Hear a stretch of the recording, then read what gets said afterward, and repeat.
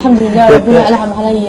نعم. هو شال مني البصر سبحان الله، والحمد لله وعلى هذه النعمة. أنا في صلاتي لا أدعو أن الله يرجع علي بصري. لا تريد أن يرجع الله؟ لماذا؟ لماذا؟ لعل يكون لي حجة عند الله يوم القيامة فيخفف عني بعضا من العذاب، وأقف بين يديه خائفا متوجلا يسألني ماذا فعلت في القرآن؟ فعسى أن يخفف عني، فالله يدخل من يشاء في رحمته، ولكنه أنعم علي بالقرآن.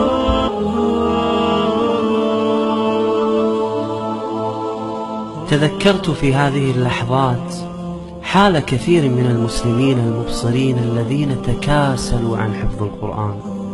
يا الله، ماذا ستكون حجتهم عند الله؟